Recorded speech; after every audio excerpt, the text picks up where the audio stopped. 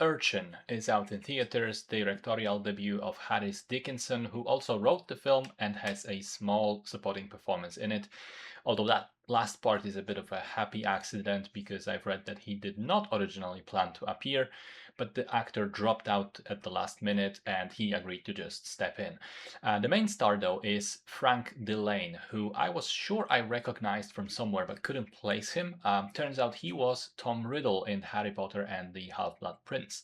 Anyway, this film is a bleak character study following a young man named Mike who is a homeless addict. When we meet him, he's pretty much at the lowest possible point, living on the street, robbing people for money. After his arrest and subsequent release, he takes an attempt to turn his life around, but the clutches of addiction remain powerful. So I really like this film. I think it's yet another impressive directorial debut from someone who got their start as an actor. It's made with confidence, vision, and consistency, has a distinct visual style, beautiful cinematography, really cool music. It is very bleak and heartbreaking with the way the story goes, be warned. But the thing that stood out the most to me was, I think, how non judgmental it feels. Throughout the movie, I felt variously about the main character. I was sympathetic, I was disgusted, I rooted for him, I thought he was irredeemable. And none of those things felt forced upon me. The camera feels very much like an impartial observer that doesn't tell you what to think, only presents events as they are.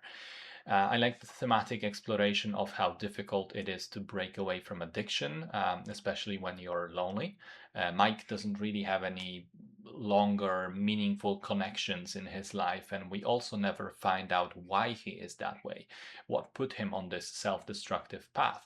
But we do see the result, which is that he's often isolated, alone, left with his own thoughts to battle his demons.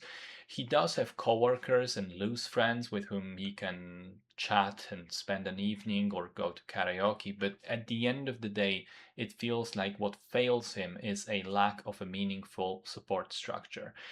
It's also interesting how the public support is presented because he does have those regular meetings with the, I don't know who exactly, if that's a psychologist or a counselor, but he gets into meetings and he gets an opportunity to speak to a person he hurt in the past as a kind of healing mechanism. But it also becomes evident that it's too little and too shallow, that there is not enough time nor resources probably to really try and understand Mike, which results in him taking that fateful meeting before he's really ready to face himself and his past, and he begins spiraling back out of control.